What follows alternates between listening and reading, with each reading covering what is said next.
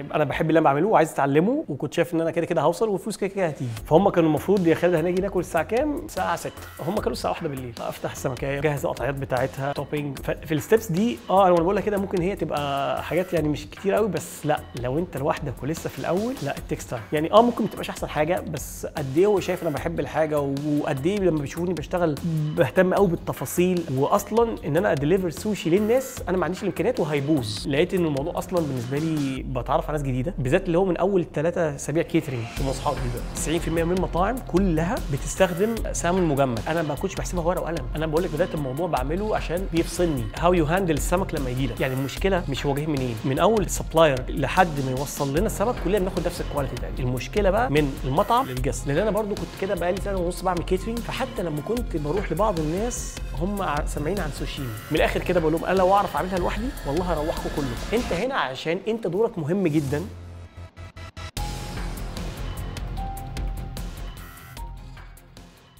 عامل ايه يا خالد؟ الحمد لله. ايه الاخبار؟ كله تمام. كله تمام الحمد لله. كله زي الفل الحمد لله. انا الحلقه دي بالنسبه لي مهمه جدا، عشان اولا انت بتعمل حاجه انا بحبها جدا. وبجد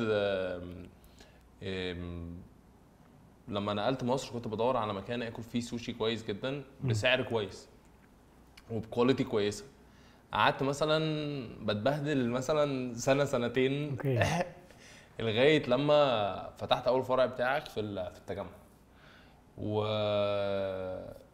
اليوم ده عرفت ان انا ممكن انقل اعيش في مصر براحتي، مفيش اي مشكله. الحياه هتبقى حلوه. انا فاكرك من اول ما فتحت كنت ريجولار جيست. ده حقيقي ده حقيقي. انا لسه كنت عندكم امبارح على فكره، امبارح واول امبارح. الحمد لله. اول امبارح كنت عندكم. فالنهارده عايزين نتكلم عن كذا حاجه. الحاجه اللي انا عايز ابداها، بحب ابدا الناس تعرف عن نفسك. انت فين دلوقتي، عندكم ايه، أو اللي ما يعرفكش يبتدي يعرفك ويعرف انت مين عامه او فين في حياتك في الوقت اللي انت فيه ده دلوقتي. طيب انا خالد الهادي. كنت اتولدت في السعوديه وجيت مصر بس على الجامعه. اوكي. كنت في الجي سي. خلصت الجامعه هندسه اتصالات، وطبعا زي اي حلم حد كنت عايز اشتغل في فودافون، ما اعرفش ليه. اوكي. مهندس في فودافون يعني. هو عادي نقول فودافون اصلا؟ عادي يا باشا، اللي انت عايزه. والله قول اللي انت عايزه. ماشي. بس وفعلا اتخرجت من جي سي واشتغلت في فودافون 8 سنين. بس انت دلوقتي حالا في عندكم ايه يعني؟ كلمينا عن المطعم بتاعك. انت ايه دلوقتي الناس اللي ما تعرفكش؟ احنا حاليا انا الفاوندر لبراند سوشيمي باي كي. بالظبط. براند سوشي. وعندنا مطعمين، واحد في التجمع وواحد في الشيخ زايد. بقالكم قد ايه فاتحين تقريبا دلوقتي؟ احنا في ديسمبر اللي جاي نبقى 5 سنين كملنا. ما شاء الله. ما شاء الله. نبقى كملنا 5 سنين. بسم الله ما شاء الله. حاسس ان دول كانوا 5 سنين؟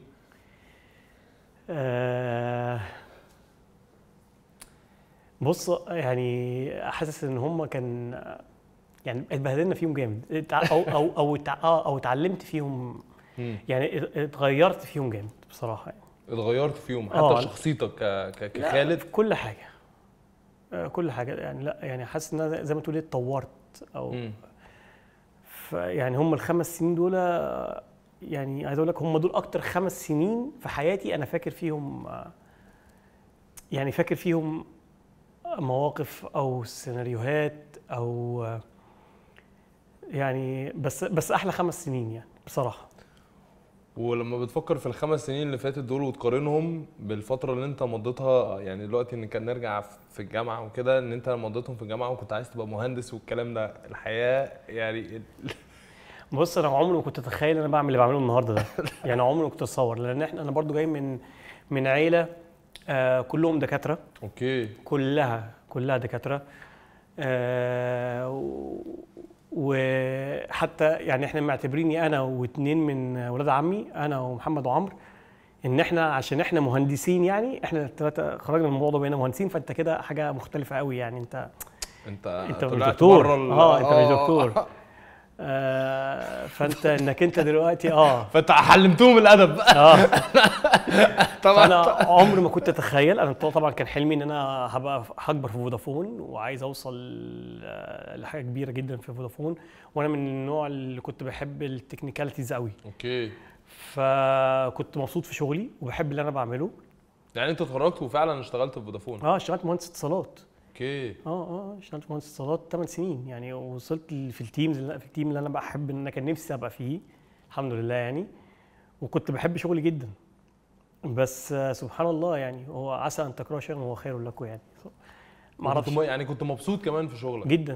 كنت بحب شغلي جدا، وكنت مستريح ماديا يعني الحمد لله يعني كنت حاسس ان انت انا عايز اكتر او عايز يعني انا موضوع الفلوس ده بالنسبه لي ما كانش ازمه خالص. اوكي. لا كنت يعني دايما، لان انا كان عندي زي ما تقول ايه طموح، وشايف ان انا اوصل يعني. انا بحب اللي انا بعمله وعايز اتعلمه، وكنت شايف ان انا كده هوصل والفلوس كده هتيجي. فما كانتش الفلوس بالنسبه لي يعني الموضوع ايه ده، لا دي مش هتكسب فلوس قوي او لا. كنت عادي الحمد لله كويس يعني. فاهم. بس حاجه تانية انت قلتها لي من يومين، انا كنت فاكر ان انت عشان تبدا مطعم السوشي ده الباشا سافر اليابان، خد مش عارف مع سensei مين بعد كده عمل في ناس كتير جدا فاكره ان انا سافرت اليابان. ايوه وهي تقريبا هي في اكيد هو في حد بيقول الكلام ده، انت فاهم؟ عشان مش فاكر سمعت فين، بس انا كنت متخيل ان حد ده، وكنت مقتنع ان ده حصل يعني. انت سافرت اليابان واتعلمت والكلام ده كله، بس ده ما كانش. لا ده ما حصلش الصراحه. بصراحه انا لا اتعلمت ازاي. انا عامه بحب المطبخ اصلا، حتى وانا في فودافون كنت بخش المطبخ كتير جدا، وكنت اعزم اصحابي وكده في البيت وكده. بس انا اتعلمت ازاي، انا عشان بحب السوشي جدا وكنت باكله كتير، فكنت عايز اعرف بيتعمل ازاي. كنت بتاكله فين بقى؟ يعني انا كنت بروح زي اي حد اللي موجود. كنت بروح المطاعم كلها، كنت بحبه جدا. كانت يعني انا مثلا طبعا عشان هو برضو غالي، كنت باكله مثلا مره في الشهر، وممكن لو الدنيا مشيت معايا مرتين في الشهر. في الاسبوع اللي انا بعرف بعد اسبوع ان انا رايح، انا كنت بعمل زي العيل الصغير اللي هو فاهم، عارف انت لما تقول العيل الصغير هوديك الملاهي. ايوه. فانا كنت بفضل مستني اليوم ده، ممكن قبلها باسبوع ولا حاجه ان انا اروح. انا كنت بالنسبه لي احلى خروجه جامد. بس فانا دايما لما كانت بتجيلي اصابه في الجيم ولا حاجه زي كده ادخل المطبخ. اوكي. بس برضه جت فتره كده وانت شغال كنت تخش المطبخ، تحب تخش المطبخ تعمل ريسيبيز مختلفه؟ انا بحب المطبخ جدا، بس كنت بعمل حاجات بسيطه يعني، ما كنتش بعمل حاجات يعني كومبليكيتد ولا حاجه. بس فجت فتره قعدت في البيت برضه، بطلت اروح جيم، فقلت بس هي دي انا هعمل فيها سوشي. وقعدت اخش على الانترنت، افتح يوتيوب واجرب واشوف ايه ده، طب ما الموضوع عادي يتعمل، واجرب واعمل شكلها يطلع مختلف عن اللي بشوفه في المطاعم. انزل اكل في المطعم، وانا باكل في المطعم افضل واقف عند البار اشوف الراجل بيعمل ايه. عايز اشوف ليه.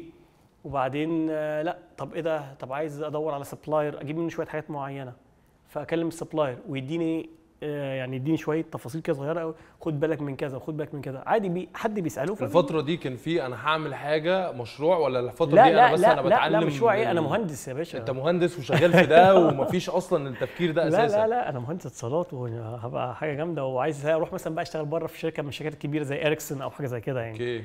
عايز اروح من التيمز اللي بره او كده يعني، لكن عمره ما كان في دماغي لا طبعا بيزنس ايه وكلام ايه، مفيش الكلام ده. احنا العيله ما فيش الكلام ده اصلا. وانت شاطر في شغلانتك كمان يعني. مش عايز اقول لك ان انا كنت عبقري، بس انا كنت يعني انا عندي يعني انا من الناس اللي هي بتبقى كوميتد لما يبقى في حاجه في الشغل كده. فانا ما كنتش يعني من اشطر ناس، بس انا كنت هارد وركر وكوميتد جدا لشغلي وبحبه. اوكي. فاهمني ازاي؟ فلا وكنت عايز اكبر فيه بصراحه. فاهم. بس ولا كان في بالي طبعا الكلام ده خالص. فلما حتى بدات اعمل السوشي بعمله فور فن، بعمله عشان ايه ده، بجيب صحابي اكلهم في البيت. ايوه كده بعمله يعني عشان اتسلى يعني، وانا ببسط جدا يعني. ممكن انا فاكر اخدت كذا يوم من الجيم، اخدت كذا يوم من الشغل عشان اكل صحابي. كنت عازم مثلا حوالي مثلا نقول 10 افراد. اوكي. فاخدت اجازه، صحيت الساعه 5 الفجر عشان ابدا اجهز لهم الحاجه كلها. مبدئيا انت ده كان اول يوم مطعم، هو ده اول يوم. لا البريبريشنز بقى كتير جدا لما انت تعملها لوحدك. فهم كانوا المفروض يا خالد هنيجي ناكل الساعه كام؟ يا جماعه الساعه 6. المغرب يعني قالوا لي خلاص احنا هنجي لك 6 ونص كده. هم كانوا الساعه 1 بالليل. والله العظيم. وانت الساعه كام؟ انا صاحي 5 الفجر بتحضر كل ده؟ والله 1 بالليل. لا بس يعني هم يعني يعني طبعا يعني بس هم في الاخر لما شافوا السوشي انبسطوا. ايوه بس انت هو مشكله السوشي يعني البريبريشنز بتاعته كتير قوي. اشرح لنا كده اول يوم ايه اللي حصل اللي هو بتاع 5 الصبح ده كده، يعني ايه البريبريشن؟ لا يعني انت بتصحى اول حاجه لازم مثلا اول حاجه لازم تنظف الجمبري كله اوكي بتاعك اللي هتشتغل بيه، وتغسل الرز اللي انت هتعمله، وتقطع الخضار بتاعك كله. اوكي. ولو في مثلا السمك بقى بيتقطع. والسمك بالظبط، لو انت في هتشتغل بانواع سمك هتشتغل بكام سمكه. ساعتها طبعا ما كنتش عارف غير السمن يعني. في هو ده كفايه لوحده اصلا بالنسبه لي اصلا. فكنت جايب سمكايه، فافضل بقى طبعا كنت بطيء، فافتح السمكايه واجهز القطعيات بتاعتها والتوبينج، ولو هعمل خلطه مثلا بالكراب، لو هعمل في الستبس دي انا بقول لك كده ممكن هي تبقى حاجات يعني مش كتير قوي، بس لا لو انت لوحدك ولسه في الاول لا التكس تايم تاخد وقت طبعا. قوي كتير. أيوة. كتير. فانا عبال ما جهزت الرز والجمبري والخضار والسمك بتاعي، ومثلا لو في حاجه هقلي بيها والكلام ده، كانت الساعه مثلا جت الساعه 3. فاهمني ازاي؟ مش لا وقت كتير، ده غير الجمبري اللي هيتسلق وفي جمبري هيتقلي. فكانت جت الساعه مثلا 3، بدات بقى عبال ما اخلص. انا فاكر يوميها عملت 270 بيس انا عديتهم. 270 بيس كانت وانا لوحدي يعني لوحدي خالص، وبتكلم على حد. بس انت عازم كام واحد برضو الدبابات اللي جايين؟ كانوا 10. لا 10. 270 بيس دي يعني لاي شيف ده ولا حاجه خلاص. بس يعني الفكره بتكلم على واحد، انا واحد زي مثلا قلت لي هتعمل 270 بيس بس كده. انا اخري ممكن اعمل رولين. فلا طبعا كانت اكسبيرينس. حتى انا فاكر يوميها مشيوا من هنا، انا قلت مش هعمل الموضوع تاني. انا دخلت نمت، طبعا ما رحتش تاني يوم الشغل تقريبا اكيد. بس كان ايه بقى الرياكشن؟ ايه يعني ايه اللي انت كسبته من الحاجه دي؟ ايه الحاجه اللي بسطتك جدا من الحاجه دي وخلتك ترجع لها؟ بص انا دايما يعني انا دايما من النوع اللي يعني ما بشوفش حاجتي احسن حاجه، فدايما ببقى عايز اعمل احسن. فلما بلاقي الناس تقول لي يا ابني لا ده حاجتك جامده جدا ومش عارف ايه، بقول لهم بجد والله طيب ماشي. فده بيحمسني. اوكي. فانا ببقى دايما عايز تاني مره اعيد واعمل احسن من اللي انا عملته قبل كده. يعني عمري في حياتي ما عملت حاجه وقلت ايه ده بس دي بيرفكت. انا بطبعي كده يعني حاسوي. وانت عارف الحاجات دي هتصرف الصرف ده على الثلاجات دي ولا هتعمل حاجه؟ ولو انت معكش فلوس كتيره ايه اللي انت تعمله لو حد عايز يبدا دلوقتي معهوش فلوس كتير؟ سؤال صعب، سؤال يعني الموضوع مكلف. يعني انا بنصح بانه لا في حاجات ممكن تتنازل عنها شويه، لكن في الثلاجات وتشتغل في سوشي لا. ثلاجات وسوشي مش لا. لو انا قاعد بيها زمن لا هشتري ثلاجات مستورده، لانه تاني هرجع واقول لك ما تجيبش كل حاجه مستورده لو انت بتبتدي لسه صغير. بس في حاجات مش هينفع. لا لو انت هتعمل مطعم سوشي لازم ثلاجاتك تبقى مظبوطه. يعني عايز اقول لك الفريزر ممكن تجيب مصري، لانه انت في الاول وفي الاخر الحاجه بتجيلك اصلا مجمده، فانت بتحطها في ثلاجتك فبتكمل هي اصلا بتبقى جايه لك، مش انت اللي بتفرزنها، لكن انت لو انت هتشتغل فريش يعني. لكن لا الديلي وورك او روتين ثلاجاتك في اسماكك انت كسمك ينفع. ليه لما تروح مطعم سمك تلاقي السمك ده محطوط على ثلاجه؟ ليه؟ ما ممكن يحطوه في ثلاجه او يعرضوه في ثلاجه من لا لازم، لانه ما عندهم. لا هو عندهم طبعا، بس هو الفكره ايه، هو عايز يحط لك كميه سمك كبيره جدا وعايز يبقى درجه حرارته صفر. فيحافظ عليها قد ما يقدر، فلازم يحطه في ثلج، يغرقه في ثلج، لانه الثلج بيخلي درجه حراره الحاجه اللي حواليها صفر. 1 ماكسيمم 2. ده يخلي البكتيريا يعني ما تبقاش اكتف او تبقى او تمانيمايز او يعني مش هقول لك تيليمينيت، بس بتقلل خالص الاكتيفيشن بتاع البكتيريا او تقللها على قد ما يقدر. فلازم تبقى اسماك نيه لازم تبقى في الصفر، من 0 ل 2. في حد قال لك حاجه نيجاتيف فيدباك قال لك لا ممكن تحسن ده ولا كانوا كله انت احلى حاجه في العالم؟ لا يعني في ناس مش فكره ان هو بيقول لي السوشي كسوشي وحش ولا حاجه، بس هو يعني دايما كانوا بيقولوا لي لا انت لازم تفتح مطعم. اوكي. يعني هم مش شايفين على قد ما انه ما هم برضو الناس اللي بتاكل مش فاهمه قوي التفاصيل يعني فاهم ازاي. بس هم شايفين انه عندك التالنت يعني الحاجات دي يعني هم مش دي مثلا الحاجات اللي شافوها دي هي نفس شبهها اللي بياكلها في المطعم بالظبط. فاهمني ازاي؟ وده صاحبهم خالد فاهم فاهم بعمل كده بلس انا كنت قبل كده بعزمهم في البيت مثلا ممكن اعمل حاجات تانية في البيت. يعني انا اول حاجه عملتها خالص التشيز كيك بتاعتي جامد. ودي انا حاططها في المنيو اصلا. تشيز كيك جامده جدا بلو بيري فظيعه. دي اول حاجه يعني اول حاجه. وبقت خلاص لما يبقى في عندنا فيرول في الشركه كنت بجيب لهم التشيز كيك دي خالد خلاص عندك التشيز كيك. ف لا يعني بالعكس كل الناس كانت بتبقى سبورتيف جدا. عمري ما لقيت حد بيديني يقول لي نيجاتيف فيدباك بصراحه. يعني ممكن ما تبقاش احسن حاجه بس قد ايه هو شايف انا بحب الحاجه وقد ايه لما بيشوفوني بشتغل بهتم قوي بالتفاصيل. انا اصلا يعني بعتبر نفسي يعني من الناس اللي عندها OCD شويه. اوكي. فانا بهتم فهم لما يشوفوني ازاي بركز في تفاصيل يعني هو مش فارق معاهم. يعني هو بيقول لي يا خالد والله لو جدتني الكيس كده وانا البيس كده انا هاكله. لا انا اقول له لا ما ينفعش وانا بتكلم على واحد شغال ملوش دعوه بالمطبخ فاهمني. يعني هم بالنسبه لهم انا بالنسبه لهم واحد صاحبهم. فطبعا لا يعني عمر ما حد اداني في نيجاتيف فيدباك وانا في الاول كده خالص. جامد. كله كان بيشجع في الحته دي. كله كان بيشجع طبعا. جامد جدا جدا. كان ايه بقى اول خطوه الواحد قال لك لا انت لازم تفتح مطعم والموضوع ابتدى بقى فعلا يلعب في دماغك يعني بعد الخطوه دي؟ انا عايز اعرف الموضوع تطور ازاي انت فاهم عشان فعلا القصه انا ما كنتش اتخيلها. انا ما كنتش بتخيل ان انت والله ولا لغايه دلوقتي انا بقول لك يعني انت لو رجعت لي من 6 سنين وقلت لي انت هتفتح مطعم اقول لك ايه الهبل اللي بتقوله مطعم ايه يا باشا؟ انا مهندس انا مهندس في عيله كلها طب دي لوحدها اصلا كده انت اوريدي اوت اوف ذا بوكس. انا كده ابن عاق يعني فاهم. لا يعني اظن بص الموضوع ما جاش كده يعني ودي برضو سبحان الله يعني الحمد لله ما جت من عند ربنا يعني انا بحس الناس دايما تقعد تقول لي انت ازاي اخدت الريسك ازاي عملت كده بالظبط. انا لا ربنا وفقني انه ريسكي كان مدروس قوي. ومش عشان انا درسته لا ده هي جت من عند ربنا كده يعني انا اصلا اول ما بدات الموضوع ده انا فاكر في 2018 الفتره دي انا اصلا كان برضو عشان اخويا توفى وكده وما كانتش ما كانتش متظبطه معايا وكده فكنت دايما متضايق الفتره دي قعدت سنه متضايق جدا. فكنت كل ما اتضايق. كنت وقفت شغل في الفتره دي ولا كنت كملت في الشغل؟ لا فودافون انا شغال مهندس فودافون كل حاجه بس كان بالصدفه خدت بالي في انا بدات اعمل موضوع السوشي ده في في نص 2017. اوكي. بعمله فور فن كده. ففي الفتره اللي بقول لك اللي انا كنت متضايق فيها دي اللي هي السنه بتاعت 2018 كلها لاحظت انه انا لما بخش اعمل سوشي من كتر ما انا بتسحل في الموضوع ده بيعدي ده عدى 3 ساعات وانا ده الوقت عدى 3 ساعات وانا مش واخد بالي. انا دايما كنت الفتره دي كانت الفتره دي كانت مش كويسه بالنسبه لي وكنت بقعد افكر كتير وشويه ومكتئب وكده. اكيد طبعا.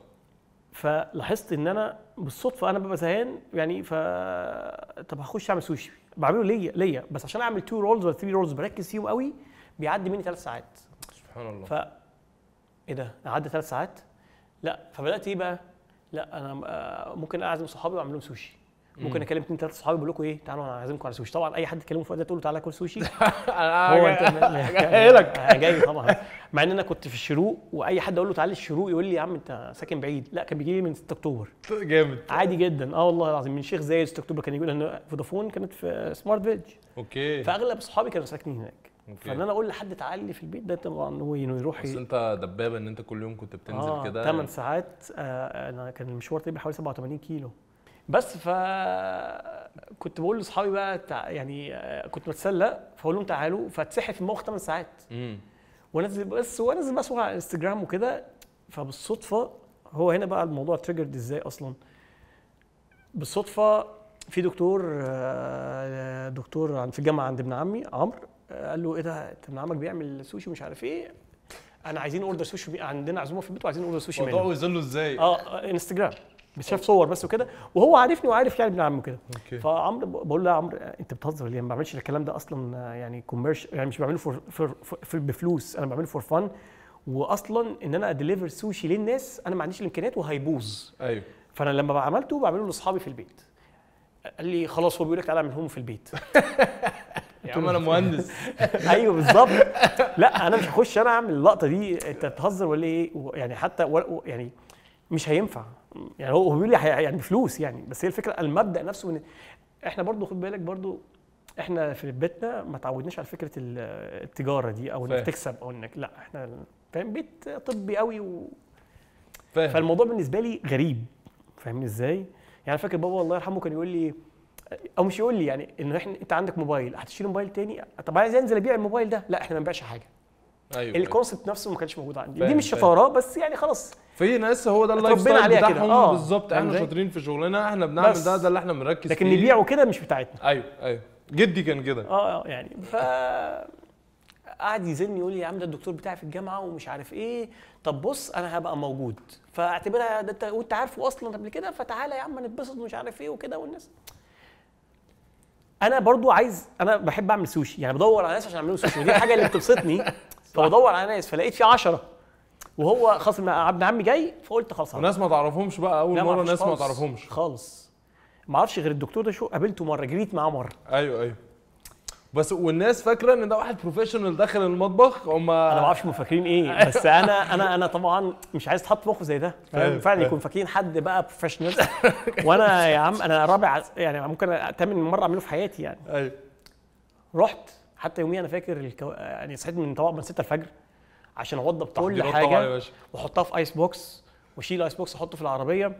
حتى كنت المفروض انزل من البيت 12، نزلت من البيت 3 برضه. الكونكشن بقى مع الراجل بتاع السمك بقى ايه الاخبار؟ بقيت اصحاب اكيد ولا ايه؟ بقيت كنت بروح انزل اجيب السمك، كان في مورد في وسط البلد، انزل اروح اجيبه من وسط البلد، اجي اتفق معاه قبلها بالليل، انزل الفجر اجيب السمك، ارجع البيت. وبقى برضه الكونكشنز اكتر مع الناس اللي بتسبلاي الحاجات زي ورق النوري والحاجات دي. اوكي. فاكون مجهز كل ده، دي الحاجات اللي هجيبها بفتره، لكن السمك بنزل اجيبه يوميها الصبح. اوكي. واجهز ورحت طالع على الساعه مثلا 1 2 رايح له في الطريق، حتى يوميها الكاوتش والله حاجه والسمك ورا السمك ورا، ولازم تنزل كل حاجه تحت وكده يعني. المهم وانا رايح بوصل لقيت عمرو بيقول لي بقول لك ايه يا مان، انا معلش حصل لي ظرف ومش هينفع يا ابن الذين عمرو. هو كان عارف، هو مظبطها، هو عمرو. وانا وصلت فطلعت دخلت لهم على الساعه 3، المفروض ياكلوا كام؟ او الساعه 2، المفروض ياكلوا كان الساعه 5.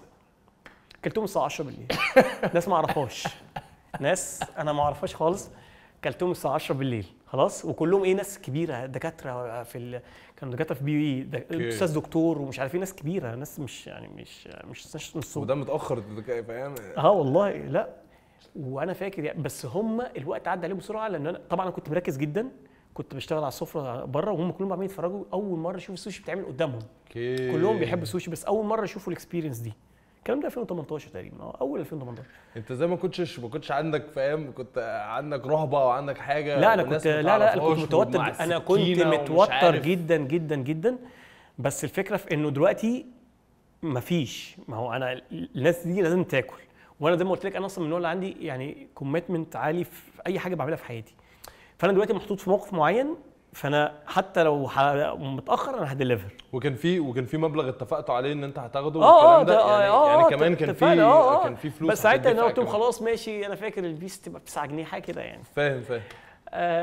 بس الفكره مش ده كله مش في دماغي ولا بفكر فيه. انا كل اللي في دماغي دلوقتي انا مركز، الناس حتى هم عاملين يسالوا اسئله كتيره وانا مركز في اللي انا بعمله، بس انا كل وقتي ان انا عايز اديليفر اللي انا جاي اعمله. المهم نزلت الاكل الساعه 9:30 تقريبا انا فاكر، ودخلت المطبخ متضايق جدا مكتئب جدا يعني، وهم شايفيني طبعا انا صعبان عليهم. ايوه لانهم كلهم عارفين ده خالد ابن عم عمرو ومش عارف ايه، فهم كلهم عارفين عمرو، فهم مبسوطين جدا. بس انا بالنسبه لي شايف ان انا ايه اللي انا بعمله ده؟ المفروض الناس تاكل الساعه 5 وهاكلهم الساعه 9:30، فعمال اشتغل على قد ما اقدر وبطلع احسن حاجه، ودخلت المطبخ متضايق جدا. في صور للحاجات دي؟ عندي صور هوريك الصور. ده بقى هنا اللي فرقت، وانا في المطبخ جوه ايه ده اجمد مش من عارف من ايه ده، لا لا لا لا. فلما بدات اسمع الكلام ده وانا جوه شويه ارتحت، لانه الناس دلوقتي انا سامع، بس يعني انا ما حدش جه قال لي، انا سامع. انا دخلت طبعا احنا كنا في شقه مش عارفين ان انت سامع. ايوه انت قاعد جوه في شقه كل ساعه، فلا سمعت كومنتس، لا بجد ناس مبسوطه بجد، مش ناس بتحور وهم مش في وشي. ايوه لا لا لا ايه ده مش عارف ايه. وبعدها لقيت الدكتور جالي قال لي انت بتعمل ايه ومش عارف ايه هنا، تعالى يلا اقعد معانا. قلت له لا انا بس عايز الم الدنيا واوضب الدنيا، لان انا كنت برضه لازم اوضب المطبخ ولازم ارجع المطبخ زي ما كان. جامد. انا ما بحبش يعني ما اعرفش ما ينفعش اخرج واسيب الحاجه كده. جامد. فهو دخل قال لي خالد انت بتفتح مطعم؟ قلت له مطعم ايه؟ معلش انا اسف على التاخير. قال لي تاخير ايه؟ انت بتسمع الكلام الناس بتقول ايه بره ومش عارف ايه. انا برضو شايف ان انا مقصر جدا جدا جدا وبوظت الدنيا وبوظت الاكسبيرينس. هم على الناحيه الثانيه ما اعرفش، حتى لو هو كان بيحاول يرفع من معنوياتي، لا هو بيتكلم بجد. ايوه صح. هو انبسط وهم شايفين ان هو لا بيقول لي خالد انت مش شايف انت الناس بتقول ايه بره وكده. فدي كانت يعني زي ما تقول ايه بدايه ان انا ابدا اعمل حاجه اسمها كيترينج. قلت خلاص انا دي حاجه بتبسطني وانا مش هعرف اديليفر سوشي عشان السوشي في الدليفري مش احسن حاجه. طب ما ابدا اعمل الكونسبت ده ان انا اروح اعمل كيترينج عند الناس واشوف ايه المشاكل والغلطات اللي انا عملتها دي واحلها المره الجايه. جامد. وابقى بقى مور بروفيشنال واشوف الدنيا فين انا وقعت فين وكده واظبط. رجعت البيت، انا رجعت البيت طبعا بيت انا بقول لك صاحي الساعه 5 الفجر تقريبا 6. رجعت البيت برجع بيت الساعه 12 واحده عبال ما نظفت المطبخ خلصت كل حاجه. رجعت الساعه 12 تقريبا البيت. دخلت طبعا لا جيم ولا بتنجان ولا اي حاجه، على السرير بهدومي. مش متخيل انت واقف يعني شغال من 6 الصبح ل 12 بالليل بتعمل كل حاجه. عملت كام بيس يوميها؟ اي ثينك يعني هم تقريبا برضه نفس الفكره، كان 250 270 حاجه كده يعني. وقلت مش هعمل الموضوع تاني وانا داخل انام، مش هعمله تاني، لا مش قادر، مش هعمله تاني. اصحى الصبح انا عايز اعمل سوشي كده. والله هو كده من كتر ما من كتر ما انا بانجوي الموضوع والبروسيس. وعندي بقى ايه، عارف لما يبقى عندك ايه ده انت في غلطات عملتها انا عايز احسن، انا عايز لا انا المره الجايه اللي انا عملته ده هعمله بطريقه مختلفه. بس وبدات ايه الحاجات اللي انت ركزت فيها اول مره؟ خلاص انت شفت انا دلوقتي داخل في ليفل انا خلاص بكيتر للناس. ايه اكبر غلطات انت شفت انت عملتها اليوم ده وفرقت معاك قد ايه في المره اللي بعديها؟ بص انا مش فاكر طبعا تفاصيل الكلام ده 2018، بس انا اي ثينك طبعا كانت هتبقى مور في البريبريشنز. ممكن كنت اكيد اختصر شويه وقت في الطريقه اللي انا بعمل فيها السوشي، ان انا مثلا ما اقعدش مثلا افرد ورقه سي ويد اوكي واعمل الرول كله، لا افرد الورق كله مره واحده. يعني ما تقعدش انت بتحط الرز وتقفل تقفل الرول، لا ما تعملش كده. مثلا افرد الورق كله مره واحده. انت هتعمل مثلا كام رول؟ 20 رول، افرد ال 20 رول مثلا وغطيهم بحاجه وابدا خد بقى الرول خلاص هو جاهز كله مفروض.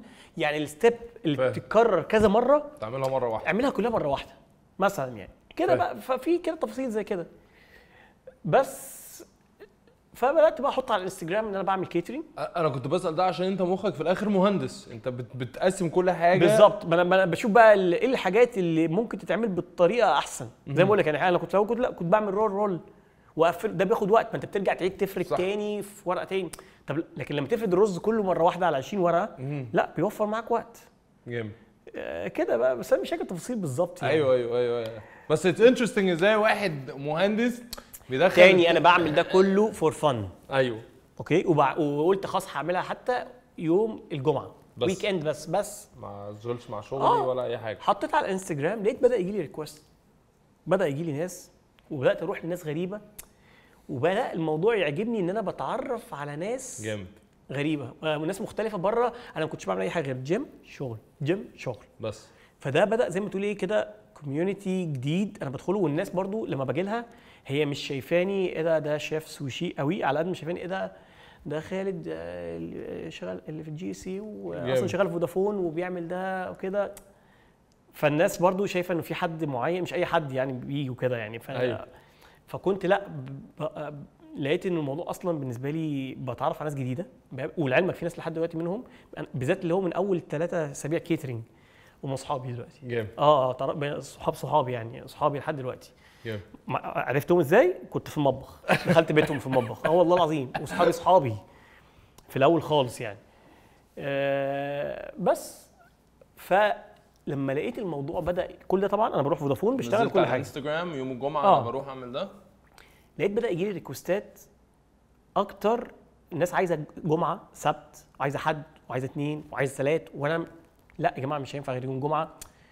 ومش هضحك عليك برضه الموضوع بدا يبقى فيه انكم حلو. ابتديت تفكر يا فودافون والله العظيم. انا ده بيبسطني. لا بدا يبقى فيه فلوس يعني. بس برضه في الاول في الاخر قلت طب مش هينفع كده يوم واحد في الاسبوع، مش هينفع. وانا عايز اعمل موضوع اكتر. فقلت طب اعمل ايه. انا مشكلتي في ان انا البريبريشنز اللي بعملها في البيت، عشان كده بشتغل لازم في ويك اند. طب ما انا اجيب حد يعمل لي البريبريشنز دي. الله عليك بقى ديليجيشن. والله اجيب حد يعمل لي البريبريشن وانا اقابله، يعني هو يجي الصبح يعمل البريبريشن واقابله في الايفنت هناك عند الناس، اكون انا خلصت الشيفت بتاعي بتاع فودافون. بس انا في البيت ومش هينفع ادخل راجل غريب في البيت لو مفيش غير مامتي. قلت طب لو جبت واحده ست كانها ميد، هي نفس الكونسيبت. جبت واحده فعلا جامد وعلمتها ازاي تعمل حاجات معينه من الاخر كده، الحاجات الروتينيه. أيوة. اعملي كذا كذا كذا كذا، بس لقيت انه اي حاجه فيها سكينه لا، الموضوع فعلا محتاج سكيلز. اوكي مش تنفع. فخليتها خلاص ماشي تعمل اغلب الحاجات اللي ما فيهاش شغل، يعني ما فيهاش حرفه قوي، ستيبس معينه تمشي عليها. بس برضو لقيت انه مش عارف تعمل كل حاجه. بس لما جبت واحده قلت اقدر اجيب ساعتها بقى، قلت خلاص ده في واحده في البيت ممكن اجيب معاها حد. اوكي. وفعلا جبت حد في الوقت ده. فبقيت عملت بقى تيم صغير في البيت عندي، كله من البيت، بيعملوا بريبريشنز كلها وبيقابلوني في الايفنت على طول. والسمك مين اللي كان بيجيبه؟ انا بجيب الحاجات دي وبجهزها لهم. كل حاجه انا بجهز في الويكندز، بجيب كل حاجه للاسبوع كله. خلاص. عايز اعرف الثلاجه عندكم بقى شكلها عامل ازاي؟ مش الثلاجه هي الفكره، البيت بقى خلاص اصلا. المطبخ ده من الساعه 6 الصبح للساعه 6 بالليل، دي كانت الخناقه بقى. مامتك بقى فين بقى في الكلام ده؟ هي دي المشكله. وبقيت بقول لك انا بدات الموضوع في ويكند، بقاش خلاص ما بقتش ملاحق بقى. انت بتخلص شغل كل يوم بقى عندي ايفنتس كل يوم على مدار الاسبوع. ووصلت بقى بدات اعمل كيتنج ده على مدار سنه ونص. بقى الويك اندز لا في سلوتس، بتعمل تيمز. بسم الله ما شاء الله. ما هو انا لما لقيت في اول 6 شهور لما لقيت انه في بقى خناقات في البيت والمطبخ ماما ما بتخشش المطبخ، بوظ لي البيزنس. هي صراحه تستحق برسنتج. طبعا. لا في 6 شهور كده في الاول دي مع ماما. هي كانت شير بالمطبخ، هي كو فاوندر. بالمطبخ. والله هي فعلا الفتره دي هي كانت بتخش المطبخ بعد 6 بالليل. فاهم ازاي؟ فقلت مش هينفع الكلام ده كده، انا لازم اجر شقه. وفعلا اجرت شقه في التجمع ونقلتهم هناك. بدات الطلبات تزيد عليا، بدل ما عندي تيم واحد عملتهم 2 تيمز، بعد كده عملت 3 تيمز ان شاء الله. بدات بقى اوت سورس يعني ايه، عندي شيف اساسي اوكي، بس انا عندي مثلا بقت عندي مثلا احيانا يبقى عندي مثلا 2 ايفنتس، ممكن ايفنت ممكن كده. فبقيت خلاص يبقى عندي مثلا 2 شيفs اساسيين، ولو عندي كذا واحد بقيت اوت سورس شيفs معينين انا اختارهم اتعامل معاهم، بس زي ما تقولي بارت تايم. انا عايز دلوقتي ده سام فريش، ده جاي. ده فريش. ده جاي امتى؟ لسه ايه النهارده؟ بص لو جيت هنا مثلا على البوكس، تعالوا نبص على البوكس هنا مثلا. بس وده يا شيف خالد ده بيجي متفرزن؟ لا بيجي كده. لا بيجي ده فريش، ده مبرد. يعني بص انت لو بصيت على البوكس هنا مثلا، بص تاريخ الصيد 25/7. النهارده كام؟ 29. يعني طالع من الميه بقاله 4 ايام. طالع من الميه بقاله 4 ايام. ده مش فيه مجمد، ده بيجي مبرد. يعني احنا فتحنا اي بوكس ده فيه ده فيه سمك. فيه سمك. كل ده سالمون؟ فريش. بص حتى من الخياشيم بتاعته اهي، يعني فاهم، ده كله سالمون فريش. في حاجه معينه بقى انت لما بتبص على السمكه انت بتعرف ان هي سمكه حلوه او لا ولا؟ بص في كام حاجه بتبين، بس احنا في يعني السامن يعني بص اول حاجه طبعا خد بالك اول حاجه انه ده مش جاي من الميه بتاعتنا، فعمره ما هيبقى فريش از اللي انت بتطلعه من الميه بتاعتك. يعني ده عدى عليه 4 ايام، خلينا واقعيين. فاهم ازاي؟ ايوه. يعني لو جبت لك سمكه مثلا زي الوايت فيش اللي بيجي لنا، الوايت فيش بيجي من الميه بتاعتنا، السمك بتاعنا فريش لا بيبقى طالع من الميه، بتلاقي بقى عينيه بتلمع. بتلاقي لما تيجي تدوس على جسمه تلاقيه بيرجع على طول مكانه. فشيل تلاقيها حمراء قوي. ده جزء منها كده، بس مش هيبقى زي اللي بتجيبه من الميه بتاعتك لان ده عدى عليها 4 ايام. تمام. بس انا مثلا كواحد لما اجي ابص على السمك، اهم حاجه عندي طبعا بيبقى الخياشيم بتاعته. اوكي. ريحته. انا بشوفك بتشم السمك. لازم تشم. بص دايما هتلاقي السلمون لو هو كويس غالبا بتبقى ريحته خيار، يعني بيبقى لان هو بياكل طحالب. اوكي. الهاير ارك دي اتعلمتها تبنيها ازاي؟ فودافون واشتغلت اشتغلت في هي المطبخ. بص، حته انك انت تمانج وهاو تو مانج والكلام ده كله يعني بصراحه اتعلمته يعني، او انك ازاي تحسب بقى وتعمل بيزنس كيس وتشوف الار او اي بتاعك والكلام ده كله. ده كله بصراحه اظن يعني انا لولا ان انا اشتغلت في كومباني فيها الهيراركي دي والكلام ده ما كنتش هعرف اعمل اللي بعمله ده دلوقتي. وعرفت تطبقه على الشيفs وعلى لا لا مش هعرف طبعا، كنت بعمل كده. وبرضو انا ما كنت ساعتها برضو ما كنتش منظم قوي زي دلوقتي، خد بالك برضو يعني، بس ستيل كنت عامل زي ما تقولي نوعا في شويه هيراركي او في سيستم يعني. اوكي. والسيستم ده انت اللي بنيته؟ ما رحتش خدت مثلا سيستم مطعم انتوا شغالين لا ازاي؟ لا. انا شغال، انت بنيت السيستم؟ لا لحد سنه كامله وانا بعمل كيترينج من 2019 ل 2000 من 2018 ل 2019. اول سنه عملت كيترينج سنتين، السنه من 2018 ل 19 ومن 19 ل 2020 وفتحت المطعم ديسمبر 2020 يعني عملت سنتين. اول سنه دي كلها فور فن ولا في دماغي اي حاجه خالص، اللي هي من 2018 ل 2019. لما خلصت السنه دي انا كنت كل ده انت لسه في الشغل؟ كنت في الشغل السنه دي كلها بقى بس بقيت معروف قوي في السوشيال ميديا في حته الكيترينج، وبقى عندي 20,000 فولور جامد خلاص في اول سنه دي. وحتى بقيت معروف في فودافون يعني بقيت بقى الواد بتاع السوشي مديري حتى يا خالد لم الدنيا شويه، لانه بقيت بقى قاعد على طول قطعت الخيار انت مش عارف ايه وخناقات بقى وكده على طول وانا قاعد في الشغل. وهعمل ايه بقى؟ ما انا بمانج برضو من وانا قاعد في المكتب. ايوه. فكانت اللي بيقعدوا حواليا طبعا حافظين بقى الناس اللي شغال معاهم وحافظين التفاصيل وخدوه صوتك يعني. بس اول سنه دي بقى كلها انا ما كنتش ناوي اعمل اي حاجه خالص غير ان انا بعمل حاجه بحبها وبتعرف على ناس جديده وبيجي لي فلوس. فكانت متعه. الديبريشن خف شويه؟ لا اختفى اصلا. لا لا لا لا مفيش. هي انا اختفى تماما يعني، فاهمني ازاي؟ فبقيت اكتشفت حاجه جديده. انا دايما قلت لك انا من النوع اللي دايما بشوف اللي الحاجه اللي بيعملها قليله. وانا يعني انا فاكر ولاد عمي يعني مامتي اخواتي، بس خلينا نقول مثلا اصحابي او ولاد كلهم كانوا شايفين ان انا اللي بعمله ده انت بتعمل سوشي جامد جدا. اتليست حتى بعد خلاص بعد ما بقيت بعمل سنه يعني كامله وانا برضو شايف انه ده ايه لسه مديوكور، انا لسه مش بس انا اتاكدت ان انا ممكن اعمل حاجه امتى؟ لما احتكيت بالشيفs اللي هنا في مصر. لقيت انا كنت دايما بالنسبه لي الشيفs في المطاعم وكده كنت دايما موهوم بيهم، لما اروح اكل في مكان موهوم بيهم مش عارف ايه. لما بدات احتك فيهم وانا بقى عمال اقرا كتير، بتفرج على اليوتيوب وبقرا حاجات وبشوف وتابع واجي اطبق. تعلم نفسك. لما جيت احتك بيهم لقيت ده في حاجات بيسكس جدا هم ما يعرفوش عنها حاجه خالص. هم الموضوع بالنسبه لهم اكتر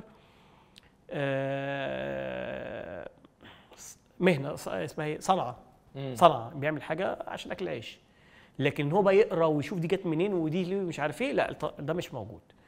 في منهم تالنتد جدا وموهوب قوي قوي قوي، بس ناقصه حته انه يجي حد يقول له دي بتتعمل كده اصلها كان كده، طب اقرا في دي كده. فلما لقيت انه لا انا اللي بعمله ده فعلا في اماكن مش عارف تعمله. بعد سنه جات لي فكره الريستورانت. الفتره دي كنت بتروح تاكل سوشي بره ولا لا؟ لا خالص. اول ما بدات اعمله في البيت فهمت كل حاجه وفهمت كل حاجه. لا يمكن اصلا، لا يمكن، لان انا وانا في الكيترينج كنت بستخدم سالمون فريش. كل اللي انت شايفهم دول بيستخدموا سالمون مجمد. مفيش ولا مطعم في مصر بيستخدم سالمون فريش غير الحاجات اللي فيها الكحول. اوكي. بس ده لحد قريب. يعني ايه غير الحاجات اللي فيها الكحول؟ السمك السوشي نفسه فيه الكحول؟ لا تاني بص خلينا طب الحته دي عشان الحته دي فيها يعني فيها لخبطه شويه. بص للاسف الناس كلها بتروح تاكل تقول له السمك ده فريش، يقول لك طبعا فريش. الناس فاهمه فريش دي يعني السمك ني. لا هي فريش دي زي اللحمه، مش في لحمه مجمده وفي لحمه فريش. الفريش دي اللي هي لسه مذبوحه ما اتجمدتش، والمجمده دي والثانيه اللي جايه من بره اتجمدت وجات. الاثنين نيين، بس دي فريش ودي مجمده. نفس الفكره في السمك. السامن خلينا نقول 90% من المطاعم كلها بتستخدم سامن مجمد. تمام. يعني ايه؟ يعني السامن ده اتجمد في بلده في نرويج مثلا، وبعدين بيجي بقى في البحر بيبقى متجمد مثلا 6 شهور 3 شهور يجي ينزل هنا. الفريش لا، الفريش بيجي طيران. الفريش ده السمكه بتطلع بالبحر تتشفى وتتبرد وتتشحن لك، تجي لي انا تبقى صلاحيتها 14 يوم او 15 يوم تقريبا، وانا تجي لي بعد ما طلعت من الميه بيومين 3. اوكي. ويكون عمره ما اتجمد. اوكي. هو ده السوشي ده السمك اللي بتستخدموه حاليا في طبعا احنا كل سمكنا فريش يعني. اوكي. عشان كده انا كله فريش يعني. لحد ممكن في مطعم لسه فاتح قريب انا اعرفه، ده المطعم الوحيد اللي اعرفه اللي غيرنا اللي ما فيهوش الكحول. اللي انت بتقول الكحول، بتقول انا ليه بقول لك الفكره دي؟ بيبيعوا خمره يعني ولا بيبيعوا الكحول في السمك؟ لا قصدي اقول في ليه الموضوع ده ليه؟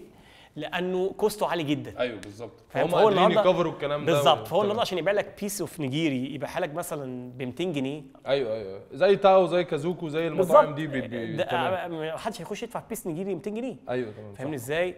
فهي دي الفكره. فالمطاعم كانت افورد ان هي تجيب السمن ده وتبيعه لك. ايوه هتبيعه لك بكام؟ انت بيس نيجيري في اي مطعم لو دخلت اي مطعم هتلاقيه مثلا ب 60 50. فاهمني؟ فالمطاعم ما تقدرش تعمل الحركه دي. خلاص. ممكن ريسنتلي مثلا في مطعم واحد انا اعرفه اللي بيشتغل بسمن فريش ما فيهوش خمره يعني، لكن كل المطاعم بتشتغل كلها بتشتغل سمن مجمد، كله فروزن. وللاسف الشديد بيجي الجاست يسال هو ده فريش؟ الكابتن ممكن الويتر مش عارف اصلا، يقول له فريش. أيوة. يعني ني يعني. لا حضرتك طب تقول له ده مجمد يقول لك مجمد. طب تقول له ازاي مجمد وفريش؟ يبلم هنا يقف قدامك كده.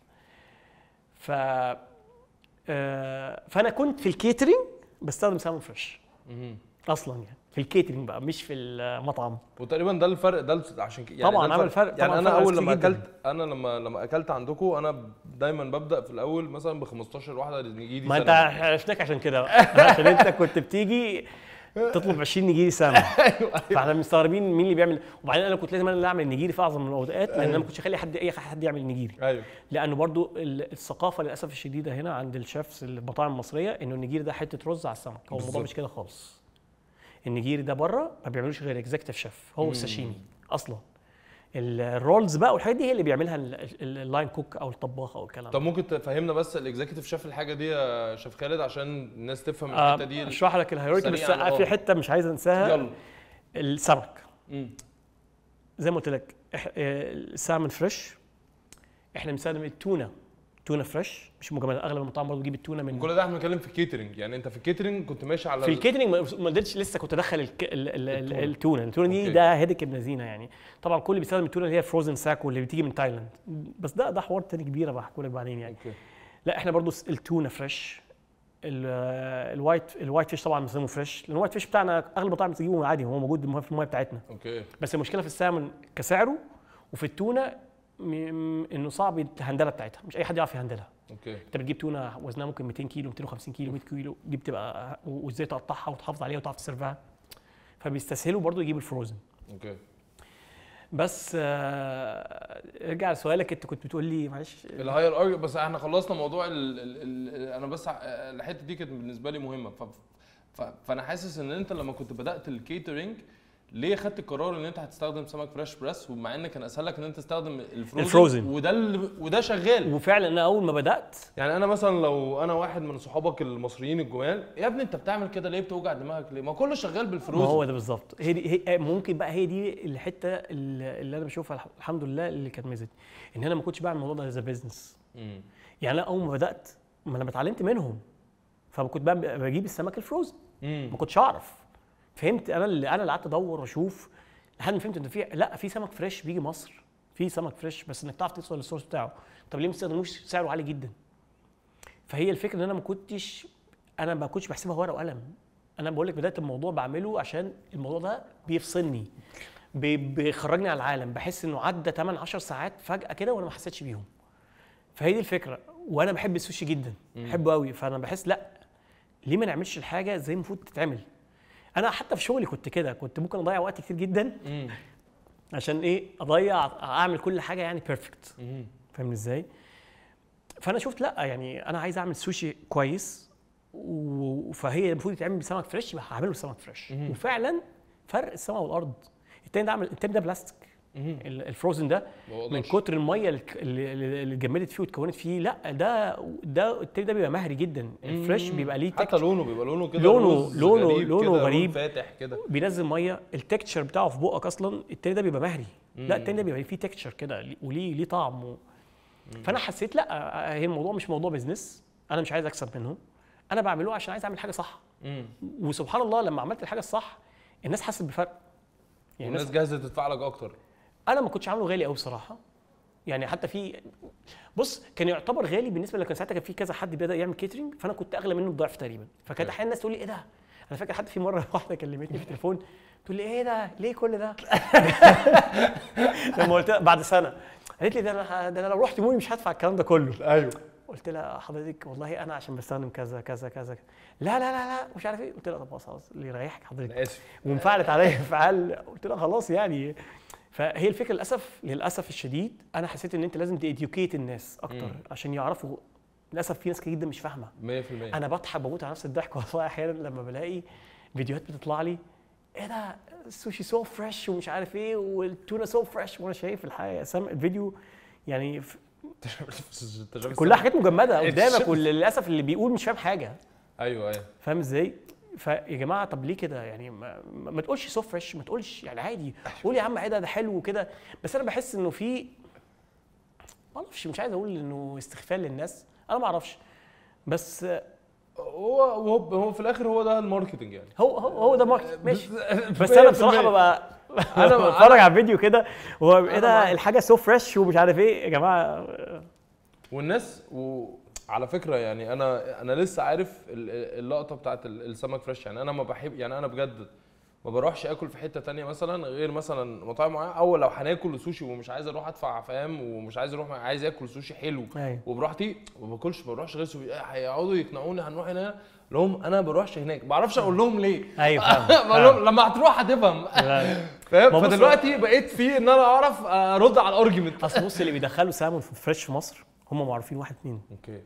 فاحنا عارفينهم فعارفين مين بيدوا لمين. فعارفين كل المطاعم اللي بتستخدم في السالمون فريش فهي معروفه يعني. بس أيوة. هو لو انا بنحاول ان احنا نفهم الناس يا جماعه ده سعره غالي عشان ده سعره كذا. انا لو النهارده صايم سالمون مجمد هنزل اسعار دي النص. عندي سؤال برضه يا شيف خالد، دلوقتي المطاعم الثانيه اللي بتبيع السالمون فريش بيبقى نفس الكواليتي اللي انت بتستخدمها ولا بيستخدموا كواليتي اكتر؟ لا بص هو اللي بيدخل مصر كله، هو كل اللي بيدخل مصر كله يعني يعتبر كواليتي كويسه، وهي فصيله اللي هي اسمها سالار. اوكي. وبتيجي كلها من هي مزارع معروفه في النرويج، كلنا بنجيب من نفس المزرعه. اوكي. كلنا بنجيب من نفس المزرعه. اوكي.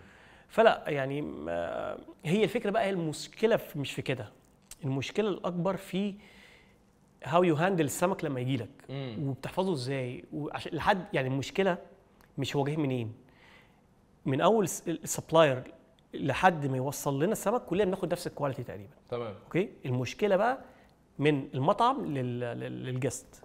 اوكي. هنا دي لا ده ممكن يجي تسمم يعني. ممكن تروح يعني ازاي بتهندل السمك بتاعك، ازاي بتحفظه، ازاي بتقطعه، تلاجاتك عامله ازاي، بتسيرفه على درجه حراره كام. في ناس ممكن تستحرم يعني في ناس ممكن يحصل غلطه عندها فيقول لك لا يا حرام مش هنرمي السمك ده. فاحنا مثلا في حته احنا دي لا يعني انا لو هشكك في اي حاجه او كده ما باخدش الريسك.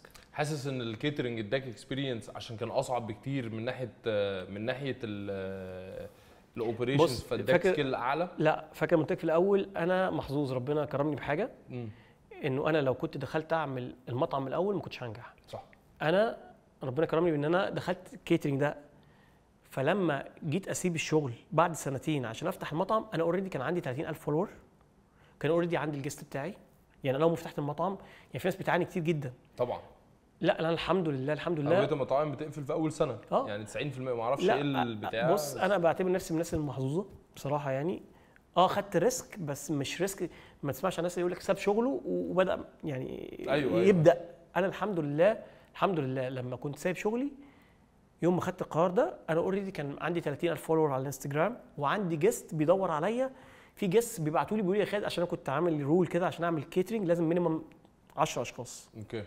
ففي ناس ما عندهاش العدد ده او ما كنتش عاملها بالعدد الاشخاص، كنت عاملها مينيمم 200 بيسز او 250. اوكي. ففي مش كل حد يعني يقدر ياكل 250. ايوه انا واحد صاحبي 60 بيس مثلا. فيبقى في 4 في 4 اشخاص او في مثلا 3 اشخاص او كده نفسهم يجربوا. بس ما لما فتحت المطعم بقى دول الناس كلهم ايه؟ جم. فاهمني ازاي؟ فانا حتى في الاول لا كان عندي فحتى في ديماند كان فانا كنت حاسس بكده ولقيته. فانا سبحان الله الحمد لله ماركتنج استراتيجي خطيره. خلي بالك والله ولا ماركتنج استراتيجي ولا حاجه. بص انا بقول لك هي سبحان الله توفيق من عند ربنا. انا ربنا كرمني في الحته دي. غيري بياخد ريسك اكتر من كده بكتير، بيشت داون ويبدا يسيب شغله ويشوف هيعمل ايه ويا ينجح يا ما. لا انا الحمد لله وانا سايب شغل انا واثق يعني. لا عشان عارف انا رايح مش عشان انا جامد، لا عشان انا بالصدفه ربنا حطني على طريق معين.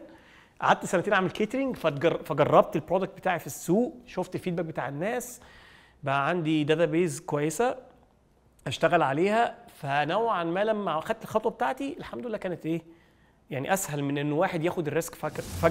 فاهمني ازاي؟ ده سنجل بيفل. بص يعني بحد واحد يعني او يعني بص هتلاقي من هنا دي فلات.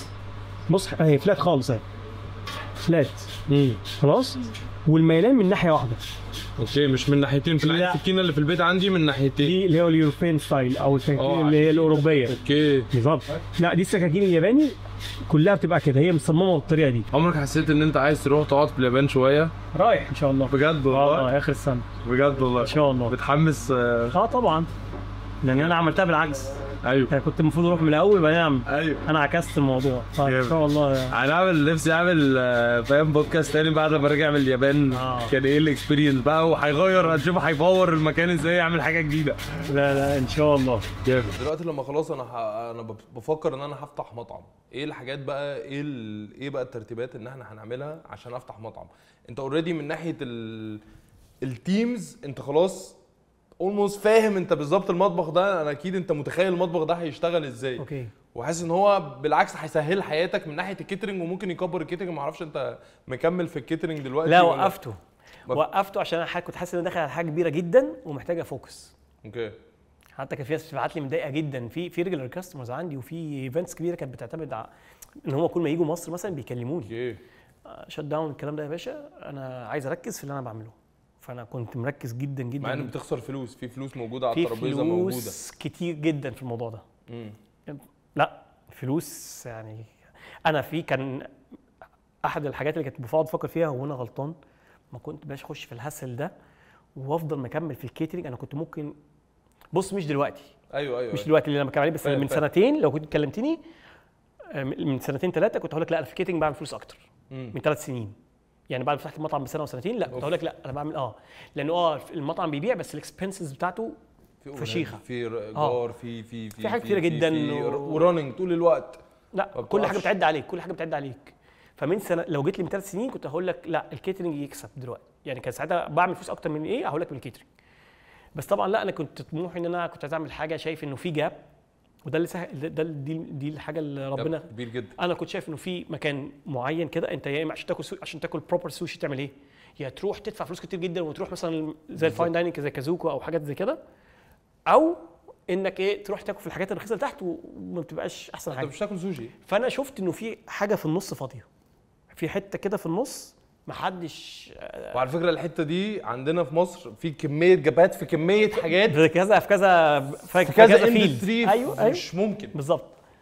فانا سبحان الله ده برضه توفيق ربنا. انا كنت داخل الماركت ده بقول انا هبقى هنا، يعني انا عارف انا هحط نفسي هبوزيشن نفسي فين. طبعا انا واحد لا فاهم لا ماركتنج ولا استراتيجي ولا اي حاجه ولا ماليش مفيش الكلام ده. الشغل في فودافون انا اكتر كان تكنيكال، خد بالك انا كنت انجينير، يعني ما كنتش حتى بشتغل مع تيم ماركتنج، ما كنتش بشتغل ما عنديش الباك جراوند دي. بس ما اعرفش سبحان الله زي ما تقول لك توفيق ربنا، انا كنت عارف ان انا هخش الماركت، انا هحط نفسي هنا كده في الحته دي. وفعلا لا سبحان الله. بس ده من ماركت ريسيرش المطاعم من كذا، يعني اون جراوند ماركت ريسيرش انت فاهم. بنزل اجرب، وبرده مع زي ما قلت لك احتكيت بشفات كتيره جدا، شفت بيعملوا ايه، عرفت هم بيشتغلوا بليفل ازاي مش عارف ايه. لا لقيت ده لا في مكان فاضي كده ممكن اخش. اخترت المكان اللوكيشن ازاي؟ اول لوكيشن بالنسبه لك انت اخترته ازاي؟ بص انا كنت عايز التجمع بس عشان عارف ان التجمع فيه يعني قوه شرائيه كويسه، لكن المكان لا ما كنتش عندي الاوبشن، لان انت بالنسبه لهم لما انا فاكر دخلت انا فاكر دخلت مول اون، عارفه اللي في الشارع؟ عارفه.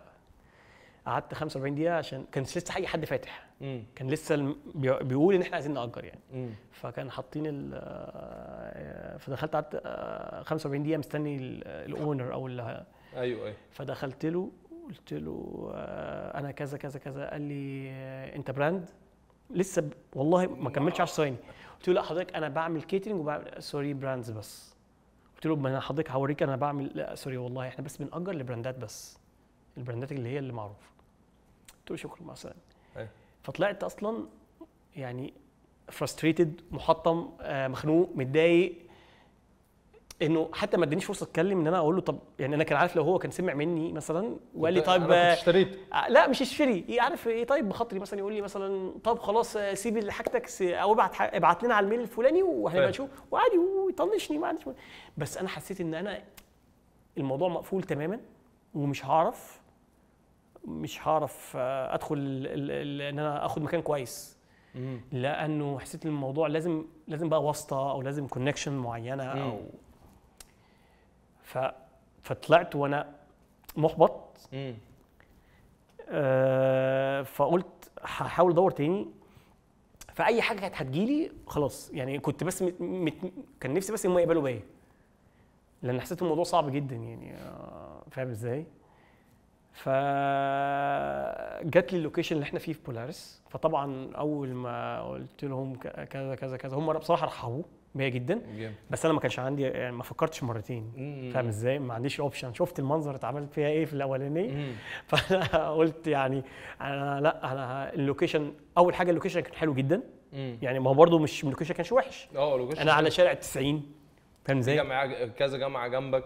بس انا كنت عارف، ودي ناس كانت قالت لي كتير جدا، ودي برده ممكن ميزه ثاني، قالت لي انت في جنبك جامعه مش عارف، بس انا عارف مش هو ده التارجت اودينس بتاعي.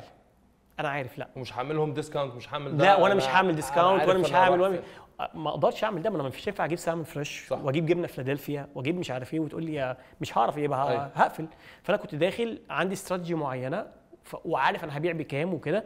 فانا كان الناس كتير جدا يقول لك انت جنبك الجامعه ما تقلقش هتبيع. ايوه انا عارف مش هو ده التارجت بتاعي، وفعلا مش هو ده اللي بيجي لي، مش هو ده اللي بيجي لي.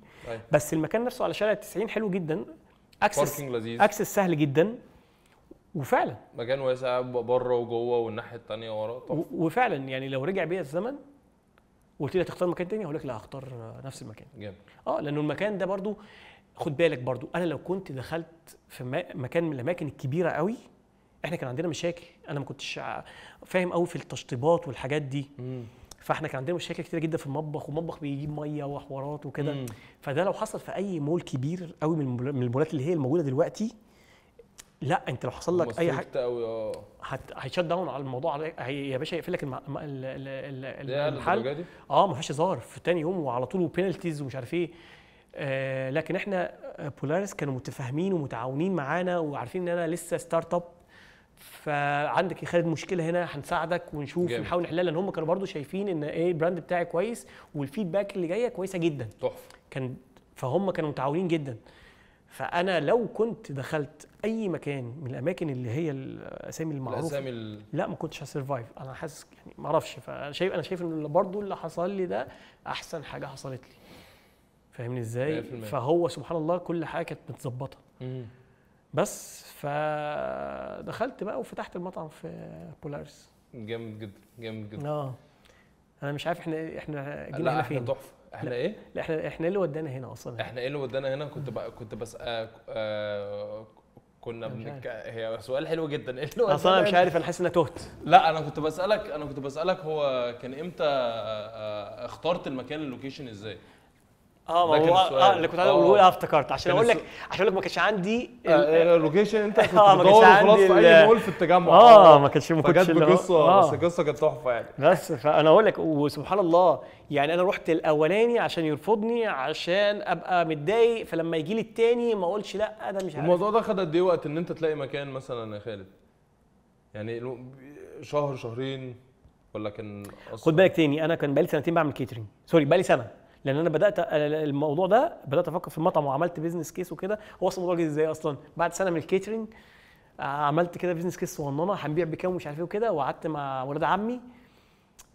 هم طبعا كنت بقول لهم في التليفون عايزين نقعد عشان نعمل كذا كذا، طيب ماشي ومش عارف ايه. أيوة. يعني هم ماشي، بس هم عايزين ان انا ابدا بحاجه صغيره. أيوة. تاني احنا في العيله مفيش حد عمل بيزنس قبل كده، فاهم. فاهمني ازاي؟ فانا بقول لهم هنعمل مطعم، الكلام ده في 2019، وعايزين نجمع 5 مليون والكلام ده.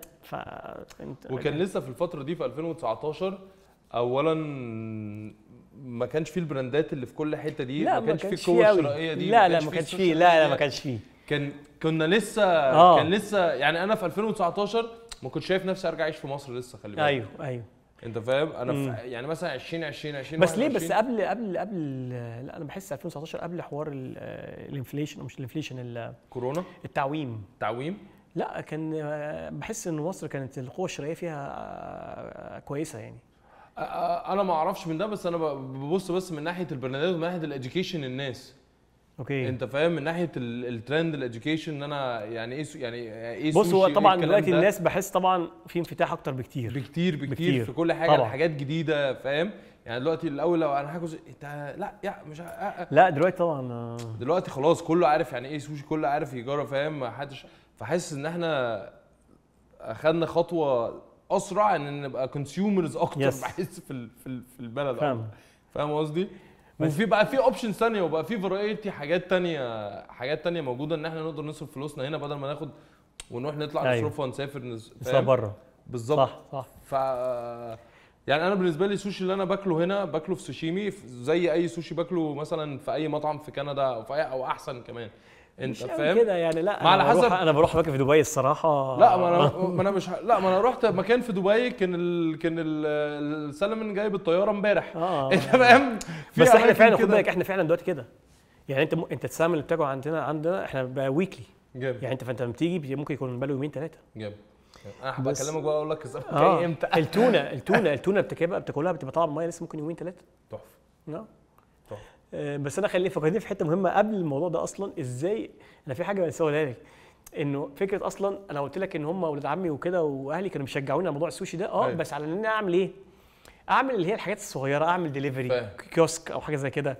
لما كلمتهم قلت لهم عايز اعمل مطعم وفلوس و5 مليون والكلام ده، هم يعني فاهم اتخضوا يعني. خالد احنا ما عندناش اكسبيرينس الكلام ده، وهتعمل الكلام ده ازاي ومش عارف ايه. انا اصلا كنت خايف يعني. بس انا كده، انا دايما لما بحب اعمل حاجه ما بحبش اعمل الحاجه الصغيره، واحب اعمل الحاجه الكبيره واعملها صح. اوكي. فعملت بقى قبل ما اقعد معاهم بس بتذاكر كويس يا خالد وبتجرب. ده اللي انا عملته، عشان انا كنت بقالي سنه شغال. قعدت اكسل شيت محترمه كده، بزنس كيس بالتفاصيل كلها، الموضوع كل حاجه هتكلف كام. عملت يعني دراسه جدوى صغننه كده، هنبني بكام المطعم، هيكلف كام، انا ناوي ابيع بكام. عملت فوركاست كده في خلال سنه هبيع بكام، في اول كام شهر في كام، في سنتين كام، هرجع الار او اي بتاعي في قد ايه. كان كان مثلا كنت حاطط ان انت هتبيع مثلا برقم معين ولا افريج ولا فيري لو؟ كان ايه البرفورمانس اللي انت حاطه لنفسك؟ لا دايما طبعا كنت بعمل حسابي يعني حاطط ورست كيس سيناريو. كنت حاطط ورست كيس سيناريو في كل حاجه. طبعا أوكي. كنت احمل لنفسي سيناريو تاني كويس، بس اللي وانا ببريزنت الارقام قدامهم كنت حاطط على الورست كيس وانا عندي برضو ارقام الكيترينج، فكنت حاطط دي جنبي. هم لما شافوا البيزنس كيس او شافوا هم على طول قال لي يلا بينا معاك. هم ما تخيلوش ان انا عامل الدراسه بالطريقه دي. هو متخيل ان انا بعمل كيترينج حلو، طب يلا نفتح مطعم. لا، هو لما شافوا الارقام وشافوا كل حاجه وكده، انت حاسب كل حاجه، يلا في ثانيه يعني. احنا خدوا القرار في ثانيه، بس خدنا القرار. الكلام ده خدناه في اظن مثلا خلينا نقول نص 2019 خدنا القرار. اظن لقيت المكان في 3 شهور. اوكي. لان انا برضو كنت كده بقالي سنه ونص بعمل كيترينج، فحتى لما كنت بروح لبعض الناس هم سامعين عن سوشيمي باي كي اللي بيعمل كيترينج. لان الحمد لله بقيت في خلال سنه يعني رقم 1 في حته الكيترينج دي. في سوشيمي بس هو غالي. وبعد كده في بقى حاجات تانية. بس لقينا المكان 2020 دخلنا عشان نبدا نشطب، جت الكورونا. والحمد لله ان احنا قبل ما نفتح جت الكورونا، برضو انا لو كنت فتحت قبل الكورونا ما كنتش هقدر اسرفايف. انا واحد لسه بيبتدي ستارت اب صغير، ما عندوش الامكانيات ان هو يقعد. اذا كانت البراندز الكبيره سمعت انه اللي كان مثلا بيحط المرتبات النص ومش عارف ايه والكلام ده، فاهم بالك انت لسه بادئ، ما كنتش اقدر استحمل حاجه زي كده. وفعلا جت الكورونا في شهر 3 2020، بدانا بقى نشطب واحده واحده والكورونا موجوده لحد ما خلصنا على اخر السنه وفتحنا اخر السنه. تحفه تحفه تحفه. يس. ودي كانت البدايه. دي كانت البدايه، وسبت شغلي طبعا على طول. انا برضو ضد فكره اللي هو ان انا اعمل كذا فرع. يعني انا اشوف انه انك تعمل تو بليسز، عندك واحد ماسك الويست وواحد ماسك الايست. انا شايف انه سو فار هو انت مش محتاج اكتر من كده. الاهم من ده كده بقى انك انت تطور اصلا جوه الكيتشن بتاعك، جوه الاثنين. تطور في السيرفيس بتاعتك، تطور في الكيتشن، تطور في الاكسبيرينس بتاعت الكاستمر. لانك تروح تفتح فرع جديد انا شايفها مش فانا حاسس ان انت بالنسبه لك حتى 2026 هو بس الساحل ممكن يبقى اكومبلشمنت حلو. غير كده انا هركز في الاثنين اللي عندي. هركز في ان انا اطور من الاكسبيرينس بتاع السوشي ماركت، سواء كيتشن فرونت اوف هاوس او باك اوف هاوس يعني. لكن حته بقى ان انا انتشر وافتح كذا محل وكده، انا ما اعرفش، ممكن يبقى ده غلط، بس انا دي ماي فيجن. انا شايف ده مش مستاهل. انه كمان اصلا يعني البول اللي بتاخد منه عشان تاكل، يعني بتوع السوشي كاستمر مش زي مثلا فرايد تشيكن او لا. في بوتنشال بس انا دايما شايف اني محتاج اطور، واللي انا عامله ده مش كفايه، ومحتاج يعني اوصل او اعمل اكتر من كده بكتير. فانا ببقى شايف الكاستمر، يعني ببقى متضايق لما الكاستمر مديني او حاطط هاي اكسبكتيشنز او حاطط اكسبكتيشنز معينه. انا ببقى دايما شايف ان انا لازم ابقى اكسيد الاكسبكتيشنز دي، فعشان كده دايما عايز اطور. وايه بقى مين الاشخاص اللي انت كنت محتاجها تساعدك ان انت تفتح المطعم ويبقى حاجه فعلا موجوده؟ ايه السكيلز اللي كانت ناقصاك اللي انت كنت محتاجها؟ انت خلاص او انت كنت شايف نفسك انا خلاص انا شاطر جدا في ده وده وده وده وده، ايه اللي انت قلت لا انا مش هعمله، ماليش دعوه فيه، انا محتاج اجيب شريك يساعدني في ده، او انا مش محتاج شريك انا ممكن اعمل ده؟ بص، هو الموضوع ما كانش فكره شريك قوي. انا كان معايا انا كل معايا ولاد عمي كلهم وكده جامد ده. يعني ولاد عمك معاك في المطعم؟ ومعايا مامتي برضو. لازم هي دي لازم. هي دي الفاوندر بجد معاك. هم كانوا كلهم يعني بيسبورتوا وكل حاجه، بس في الاخر هم داخلين معايا خالد this is your dream، خلاص احنا بس هنسبورت، اوكي، فانت اللي سايق واحنا معاك، فاهمني ازاي؟ فاللي انا كنت شايفه، لا اللي انا كنت محتاجه فعلا اهم من كده بقى، يعني غير يعني هو ده مهم يبقى في سبورت التيم. يبقى انا معايا بقى التيم بقى اللي في الشغل نفسه. فانا الحمد لله ربنا كرمني يعني. وبرده تاني ناس اخترته، يعني ناس مش اللي هو قعدت بقى اعمل انترفيوز عشان الاقي التيم، لا ده عارف انا لسه مش عارف حاجه ولا عارف المفروض ايه، فانا بختار واحد واختار تاني واختار التالت كده، يعني اللي وقع قدامي. يعني والحمد لله يعني انا معايا يعني معايا 3 4 من الاوبننج لحد النهارده التيم بتاعي بقى اللي ده معايا. مستر تامر واحد منهم. معايا مستر تامر في الاوبريشن. في الاوبريشن بس قبل مستر تامر لا في ناس في الباك جراوند، مثلا كمثلا هيد شيف او كفاينانس تيم، ناس ورا انا مش او كوست كنترول او الحاجات دي. الناس دي لا طبعا لو ما كانتش موجوده ما كنتش عارف اعمله ده، مستحيل. بص من غير تيم قوي مستحيل. تفضل تعمل مثلا سوشي حلو في الكيترينج خلاص، لكن التيم ده لا. يعني اصلك انت متخيل دلوقتي انا دلوقتي مركز في المطبخ بعمل حاجه معينه، مين بقى اللي هيبص على الفاينانس والفلوس واللي طلع واللي خرج والكوست والحاجات الكوست ده كتير قليل، المنظومه دي كلها في كذا حاجه، لا وفي حاجات كتير جدا. بس انت اهم حاجه بالنسبه لك السوشي اللي هيطلع ده لازم يطلع perfect. انا مركز في ده بقى، انا مركز ده. في بقى ناس تانية مركزه في الحاجات التانية مهمه جدا برضو، خد بالك يعني. طبعا ما الحاجات التانية مهمه كلها، المطعم مش هيمشي طبعا. فلولا ان انت معاك تيم قوي، لولا ان انت معاك تيم قوي، لا يمكن تكبر ويبقى عندك براند قوي. اصل بص انا دايما بقول لهم حاجه، انا بقول له دايما انا ما اعرفش هم بيفهموها حاجه كويسه ولا حاجه وحشه في المطعم لما بتعصب احيانا، او مش بتعصب، لما يبقى في بريف لما بيبقى في بريف ميتنج. ايوه وعايز اقول لهم معلومه وانا بحس احيانا هم مش فاهميني. ايوه بالظبط. اقول لهم يا جماعه معلش، يعني انا دلوقتي لازم تبقوا فاهمين حاجه كويسه جدا. انتوا هنا بالنسبه لنا، او انتوا هنا زي تيم، هو المهم عندي بالنسبه لي جدا. من الاخر كده بقول لهم انا لو اعرف اعملها لوحدي والله هروحكم كلكم. لو اعرف اعملها لوحدي ما كنتش اشتغلت معاكم. يعني هل انا مثلا جايبكم مثلا شفقه؟ هل انا بعطف عليكم؟ لا، انت هنا عشان انت دورك مهم جدا 100%. وانا من غيرك مش هعرف اعملها، ولو اعرف اعملها لوحدي والله همشيك. يعني انا لو اعرف اعمل الموضوع لوحدي، يعني اي حد في الدنيا كده، يعني ستيف جوبز مور افيشنت طبعا، لو يعرف يعمل لوحده ما يعملها لوحده. ليه وجع الدماغ ده؟ لكن انا ما اعرفش اعملها لوحدي، ومن غيرك انا ما اعرفش، مش هعرف اكمل ولا هعرف اعمل حاجه. فانت مهم جدا.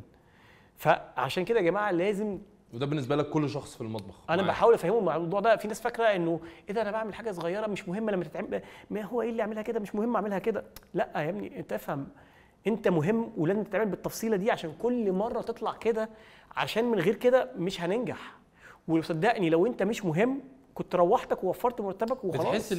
بتحس ليه وده انا بشوفه في حاجات كتير جدا يا خالد، في كذا حاجه. يعني ممكن في حاجات معينه اقول لهم لا احنا المفروض نعملها كده، بس احنا ما عندناش اي كلاينتس ثانيه. ايوه بس احنا محتاجين، ايوه بس دي حاجه لينا، ايوه بس احنا محتاجين نعملها كده. ليه تفتكر ان هم مش شايفين، او هم ليه مش مهووسين بفكره ان هي لازم تتعمل كده زي ما انت شايف وزي ما انت واخدها بكل جديه ان هي لازم تتقطع بالطريقه دي؟ بص خلينا نتكلم بصراحه برضو، يعني معلش الباك جراوند مختلفه، معلش يعني انت واحد زي ما انت قلت البيئه مختلفه، وبتروح بيتك تنام وبتيجي بعربيه وتروح وكده. هو ازاي بقى هو جاي بيتبهدل 100%، مش بيجي زيك.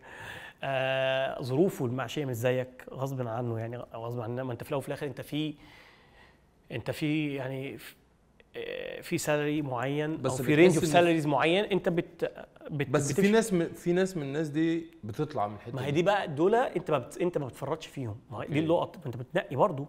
بس ما تقنعنيش ان كله هيبقى كده خلاص.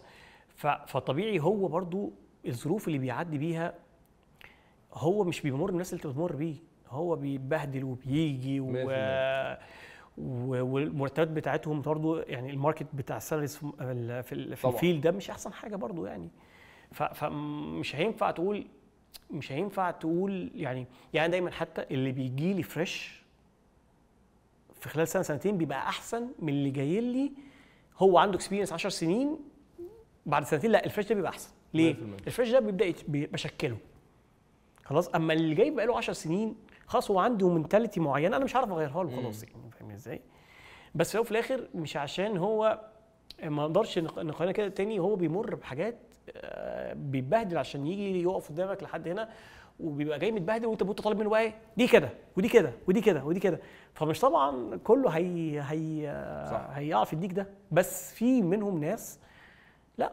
ودي بقى بتبقى ناس اللقط دول ما ينفعش تتفرط فيهم، ما ينفعش. وبيكبروا في الكارير بتاعهم. طبعا، لان دول بص من الاخر كده هم دول الانفستمنت.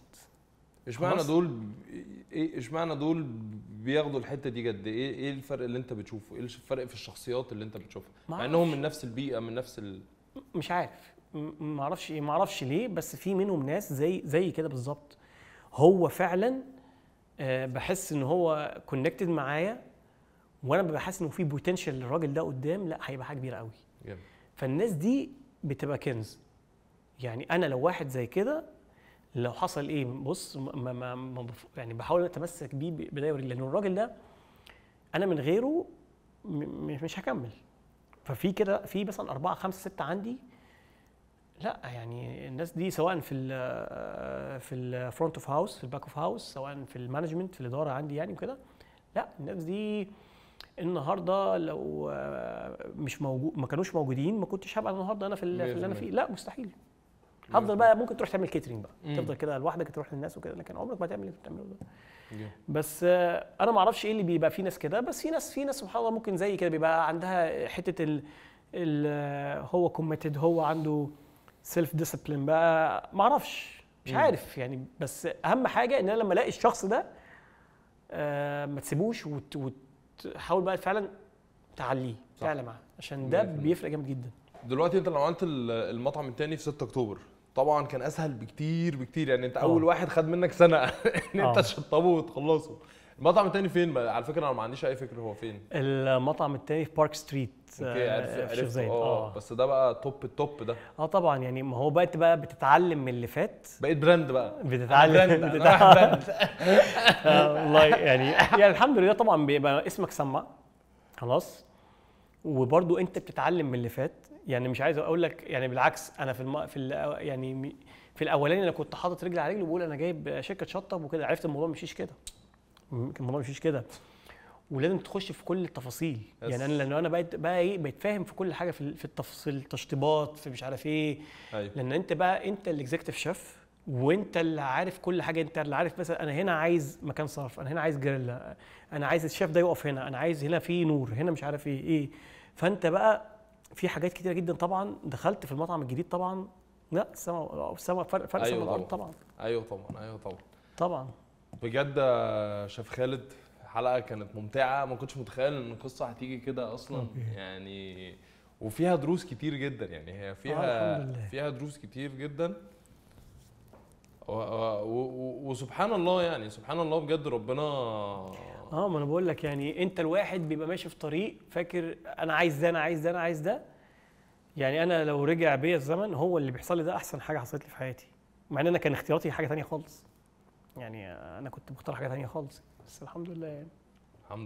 الحمد لله. دي كانت حلقتنا يا جماعه، ولو ما جربتوش لسه سوشيمي باي كي لازم تروحوا في فرع في التجمع اللي انا بروحه دايما، بس بروح تيك اواي الصراحه يعني. انا دايما باكل في البيت. لا بس احنا ان شاء الله دلوقتي يعني هيبقى في حاجه اكبر فتره قريبه جدا بجد في التجمع. هنستناها ان شاء الله. ان شاء الله. قريب امتى يعني؟ خلينا نقول اخر السنه. اخر السنه ان شاء الله. ان شاء الله. الف مبروك، ومن نجاح لنجاح، وتستاهلوا كل النجاح ان شاء الله. بجد كملوا بس، اعملوا فريش سلمون بس. انا تمام معاكم. لا هتنبسط ان شاء الله لما تيجي تاني، ادوقك برضو حاجه جديده، هتنبسط ان شاء الله. بس كده دي حلقتنا، ان شاء الله تكون عجبتكم. نشوفكم في الحلقه الجايه ان شاء الله.